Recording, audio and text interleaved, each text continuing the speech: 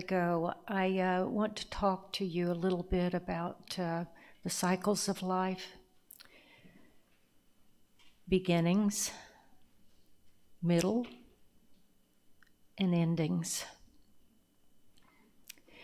I know I've mentioned before, and I don't want to belabor it, but it just seemed like such a wonderful example this morning. I already mentioned the banana trucks, and for those of you that weren't here, what I call the banana trucks are those, we have the huge container ship that brings those containers in that have, I'm assuming, bananas on them. Most of them are Dole containers, and either bananas, pineapples, or whatever. And I'm just fascinated by how they bring them in, take them off the ships, put them on the trailers, and the trucks hit the road. And next thing you know, you see the trucks coming back. They're going to unload the container and get a full one again. Just fascinating, especially when you remember 2005 and Hurricane Katrina and what it looked like here. Oh my. Talk about endings, if that's the way you wanted to look at it. Those containers, those everything that were in the water were strewn all over the landscape. If they had chickens in them, there were containers of horrible, putrefying, whatever was in those containers. There was a cargo ship sitting on the top of a hotel down here in Biloxi. That was one of the saddest looking things I remember seeing. And of course, everything you saw was wiped away, wasn't it? Just gone. You would have said that was the worst of endings. My husband and I had been planning to move here and just had a contract on our house there in East Tennessee. We had 18 beautiful acres overlooking the Tennessee River, just gorgeous. But I had an inner calling, and I knew I needed to be here. And it was just, you can just say, Spirit was moving me here, and He's always been so good to do whatever we need to do. So we sold that beautiful place, and yes, He had just rebuilt it too, and it was He builds houses wherever we go. As a matter of fact, we're living in a house right now that has the new kitchen cabinets in the boxes sitting in what should be the living room, but I'm being very patient about it. He even commented on that, how patient I'm being this time and not complaining. And anyway, some of the things that I'm thinking about with endings and beginnings, you can't have a beginning if you don't have an ending. We do know that. And I remember we had chosen a house that was it was going to be perfect. It was right on the beach, and the realtor showed it to us, and she said, "Oh, you don't even need flood insurance here. This house has stood here, even went through Camille. You know what was left of it after Katrina? Let me just tell you, it was the concrete front steps. That's all that was left of it. There wasn't a board, nothing left of it." So I said to Dan, we had a full price contract, cash, nothing. They wanted to close on the house up there. I said, "What are we going to do now? There's no place to live." He said, "We're going anyway."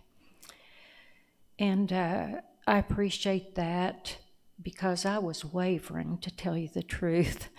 I didn't know where we'd live, what the conditions were going to be. And had I known, I may have put up a little bit more of a fuss because it was a little rougher than I even thought it would be. I remember reading, I got on my computer, boy was it an old one when I think about it now, old and slow, but I found a forum for people that had been displaced and lost their houses all of a sudden, and just not knowing what to do. And there was a woman that her husband was a doctor. They lived on the Back Bay, and their house had been totally destroyed. So they had, her husband obtained an emergency job at a hospital in Birmingham, and they moved to a motel in Birmingham. And she discussed her depression and said that every night in her dreams she walked through her house, and that every step of the house, how she had loved it, and the memories there with her children, and she just didn't know how to go on. She was in depression, and she was doing what she had to do, getting up every morning, getting the kids to school. But then she recognized the depression that she was in, and thank goodness she did talk to others so that she could work her way through it. I would love to hear from her now, to hear how she's doing, but I know it turned out okay, and that whether they came back, whether they stayed there, or went someplace else, she developed within herself a resilience that she didn't know that she had, and she wouldn't have known it had she not gone through that particular experience.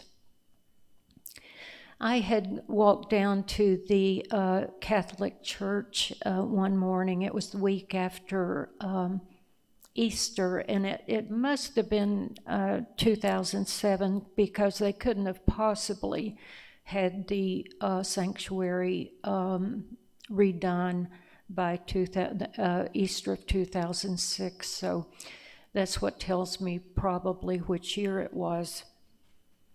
But on my daily walk down the beach, I would sometimes, if it was just the appropriate timing, I'd stop in at Our Lady of the Gulf for Mass.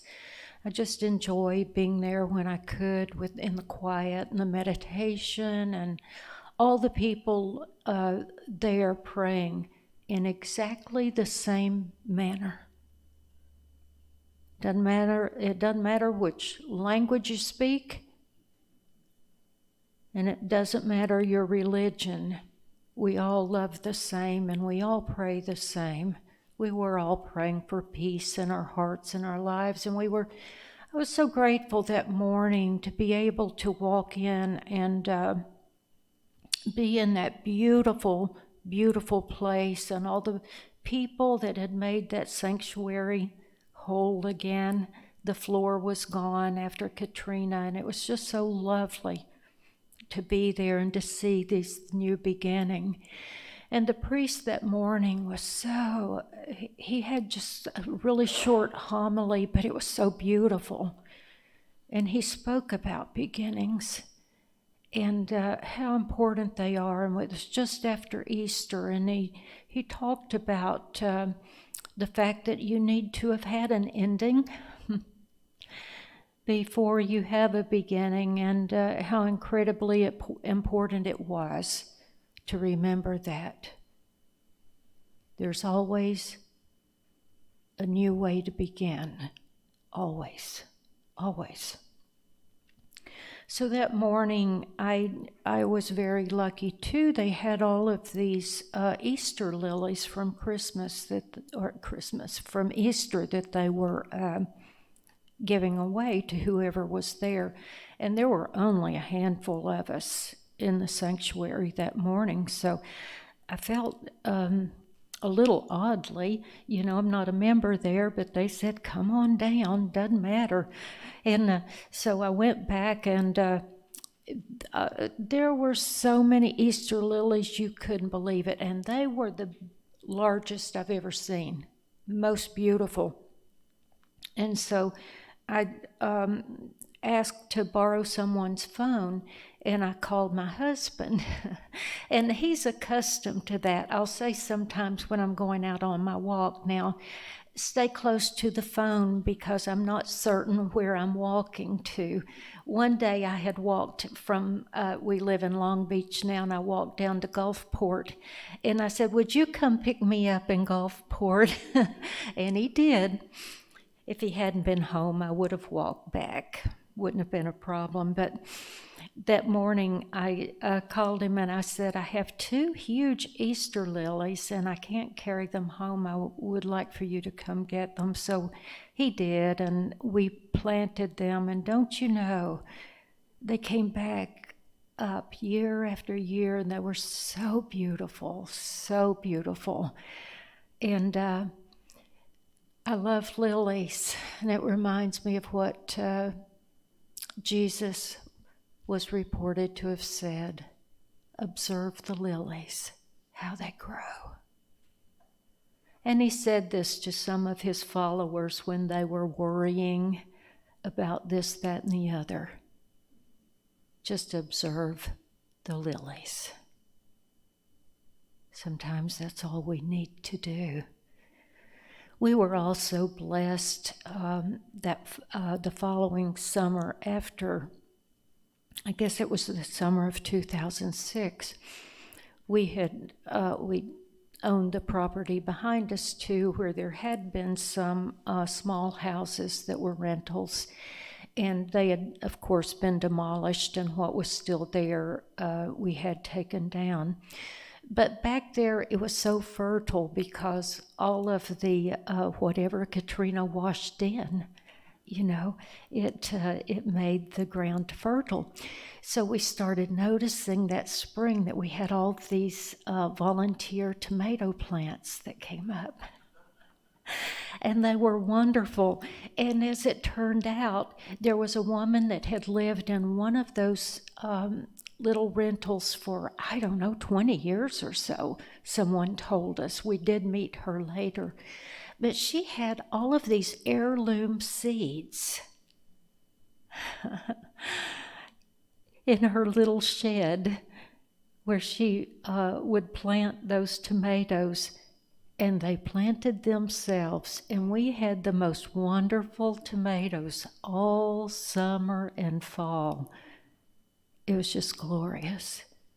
And it was just a signal of all the good that can come if you'll just stay open. And when we talk about beginnings, so many times we have to acknowledge the endings. And this is a quote from High Tide in Tucson by Barbara Kingsolver. She addresses the issue of finding ourselves with the need to start over. Every one of us is called upon, probably many times, to start a new life. A diagnosis, a move, loss of a job or a limb or a loved one. And it's impossible to think at first how this all will be possible, how to go on. But eventually what moves it all forward is the subterranean ebb and flow of being alive among the living. We hold fast to the old passions of endurance that buckle and creak beneath us, dovetailed, tight as a good wooden boat to carry us onward. And onward full tilt we go, pitched and wrecked and absurdly resolute, driven in spite of everything, to make good on a new shore.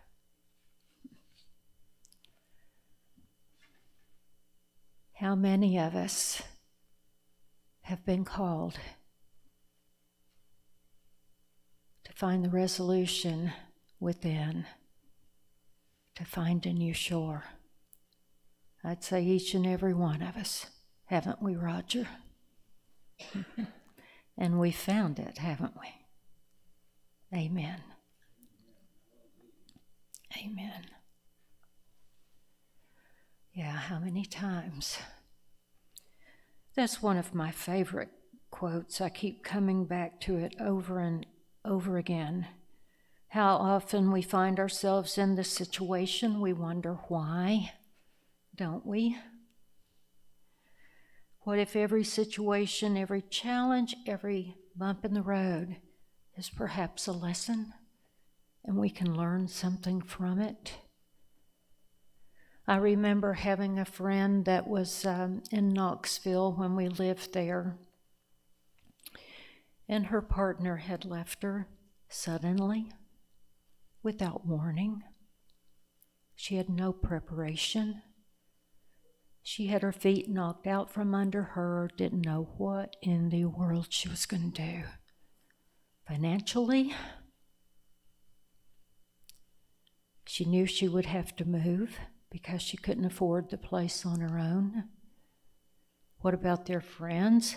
I remember all the things she went through at this dark, dark time. Who will I be? What am I going to do? And I told her, I said, you call me anytime you need to talk, anytime, day or night, you call me. And she would usually call me once a day or so, and it would usually be in the morning. And she'd say, Judy, I don't know how I'm going to make it. I know I can't make another day. I don't even know how I'm going to make another minute. I don't know how I'm going to take another breath. The pain is so deep. I don't know what I'm going to do. And all I would do every time we talked was to reassure her that she would make it. Then we'd pray. And I would pray a short prayer. And I would just pray that God would place love and comfort around her and hold her up. Not forever, but just for that day. Could you hold her? And you see, that's exactly what she needed to know. I just need to know that I can make it through today, not tomorrow. Not worried about tomorrow. I just need to know I can make it through the pain today. She's told me later it made all the difference.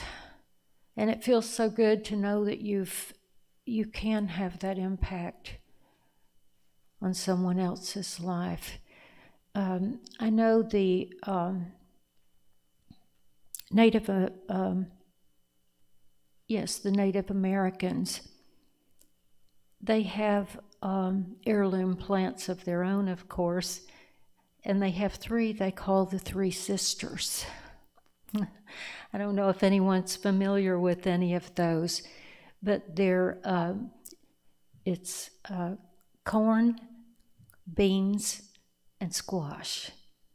And the reason they're called the Three Sisters is that the corn provides a steady, strong stalk. And the beans, they wrap themselves around that corn stalk. And in return, they give off nitrogen as fertilizer for the soil. And then the squash has the big, big leaves that provide shade and keep the soil moist. The Three Sisters, isn't that lovely? Isn't that lovely? I love to think of that and to know that we're here for each other during the beginnings, the middle, and the endings. We all go through these cycles of life, we know that. And some are joyful, some are challenging, and some, like those I mentioned earlier, are not expected not wanted, and the entire time you're there, you're disoriented. You're not even certain what planet you're on. But we can be there for each other, and we can have hope. As I said about the economy earlier, and I will say it again and again and again, for all the pessimists that are going to say it's not ever going to rebound, and it's not ever going to get better.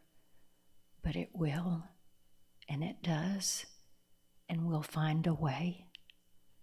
We're here on this earth. We're here on this earth, maybe not to become perfect, but to improve and to be the best that we can be.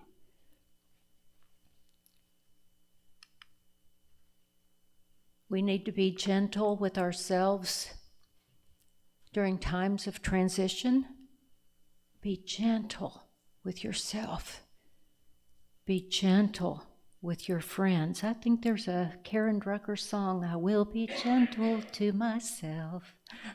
I will be gentle with my friends. Be gentle. Remain as healthy in body, mind, and spirit as you can. So helpful.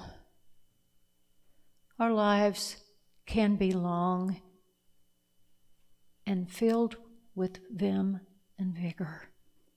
I believe that. There's a sweet, sweet story, and this is the last one I'm going to tell you today, about a dog named Buddy. There was a woman that went to the dog run or the dog park, and those are popular now. And she took her dog there to let him enjoy being with the other dogs and just run his heart out and his little legs off and all that energy, so when he got home, he'd rest a little bit. And so she sat down on a bench beside a man, and he was sitting there very patiently and kindly, just enjoying the day. And after a while, he looked at his watch and looked out and said, "Hey, Buddy, come here." Buddy didn't come. So he said it again a little louder. Buddy still didn't come. So he got up and got his leash out and went over quite a ways over, and there was an older dog, an older golden retriever with white muzzle, and put the leash on him. The dog looked up at him, and he rubbed his head, and he said, "Come on, let's go, Buddy." And so Buddy followed. And so he came back and sat on the bench for a moment longer, and he told the woman, he said, "Buddy has Alzheimer's, and the vet is helping me to know how long to keep him. Because you see, he's in pain a lot and he has a lot of anxiety.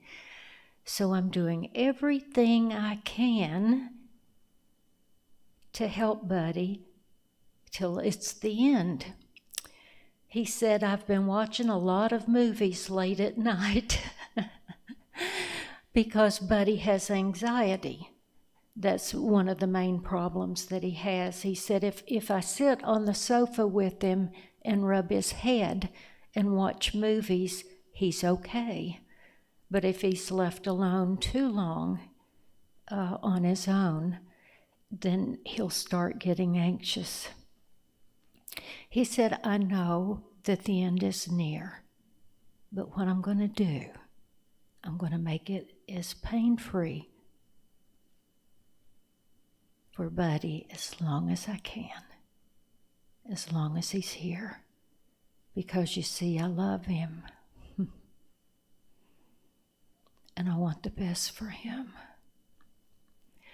And I think that's what we need to remember when we need to be gentle with ourselves and others. So many people that we know are going through things that are indescribable, and they never say a word about it. But you know what? We do find the resilience to move on, to move forward. We look at the principles that we teach here, and that is that we know there is a good in the universe. We know we're connected to it. We know that the more positive we remain, the better our lives are. And the more time we spend in the quiet, the more we'll hear that inner voice. And we know that we need to walk the talk, don't we? So this morning, as we go about our day on this blessed and beautiful spring day, I pray blessings on each and every one of you. I thank you for being here, being part of my family. I love you. Thank you for your time.